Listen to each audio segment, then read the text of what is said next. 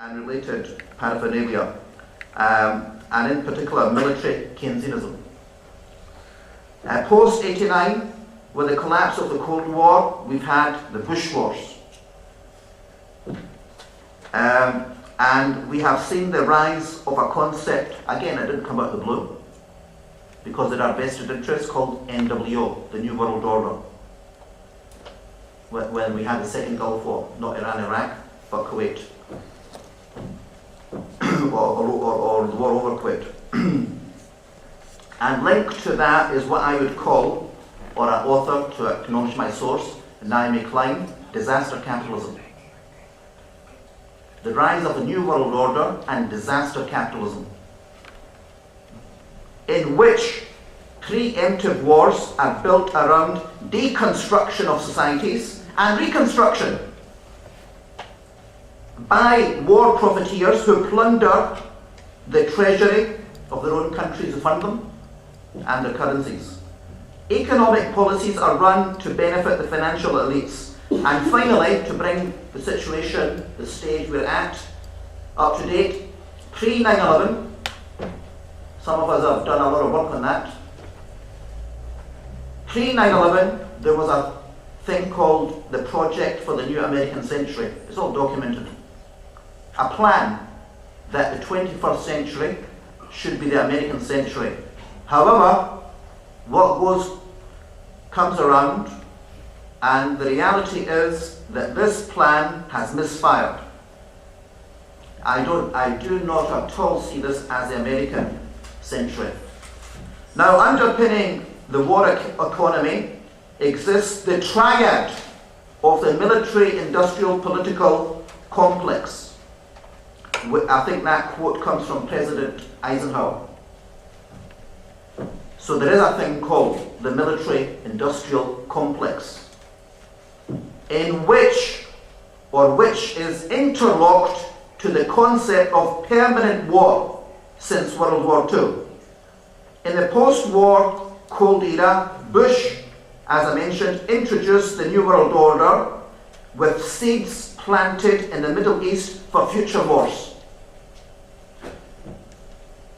This idea originated with the Trilateral Commission's concept of the new international economic order, wherein military might enforces foreign policy, which is based on economic interests.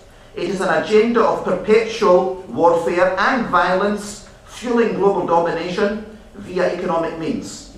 And to bring this up to date, international organizations such as NATO, which were devised for the defense of Europe or the West, are being transformed and have been transformed into aggressive forces to enhance US economic and geopolitical interests, where NATO has in reality become a surrogate military political force for globalization and US world economic domination. It's not out there to protect us here, this rhetoric, whenever we see one of our soldiers dying out in Afghanistan. If you believe that, you believe anything. Indeed, what are we doing? What is NATO doing in Afghanistan, of which we have a British dimension? Indeed, what are British and European soldiers dying for? It should be noted that Afghanistan is a symbolic rock in history where empires have been smashed historically. Now, this war economy is a parasite which manipulates fears and paranoia. Qaeda. One of our associates has researched this issue. Al-Qaeda. I mean, people like bin Laden, they were funded by the CIA, ISI in Pakistan, and the Saudis to fight the Soviets. Some people talk about this being a phony bogeyman.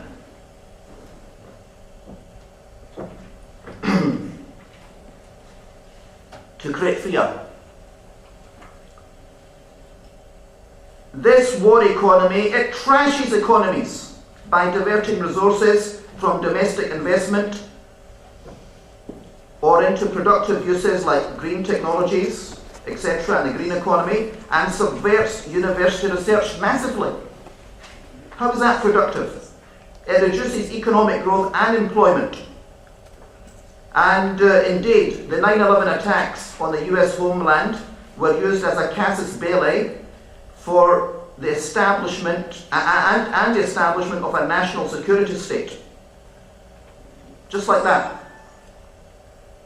And the global war on terror, I would call it the global war of terror, manipulates fears, keeps us afraid, and stops dissent. As far as 9/11, I'll put my cards on the table because Muslims have been the main victims of the military machines since 9/11. I want to put my cards on the table. As far as 9/11 is concerned, our think tank rejects the official narrative as Alice in Wonderland mythology and supports the existence of the phenomenon of state-sponsored false flag terror. There's a whole literature on that, where states and their military security intelligence apparatus create events and manipulate them. I'm prepared to put my hands up in the air and say, yes, on the Muslim side, we do have suicide cults, albeit very insignificant actually, but obviously suicide cults make an impact. But on the Western side, very few officially acknowledge the concept I've just mentioned, and it's there.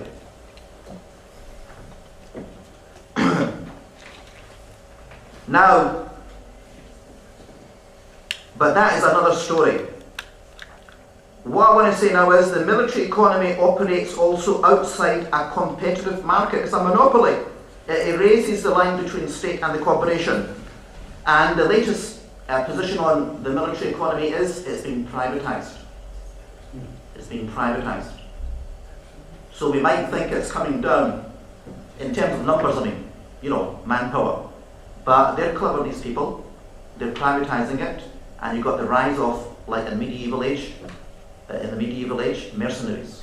Classic example, Blackwater. You check out who Blackwater is. Because of its bad reputation, it's called XC Services, which is indeed the largest private army in the world. And there's many others. So these figures they're given about manpower in particular is phony. So what we are seeing is insane. I talked about an upside down world.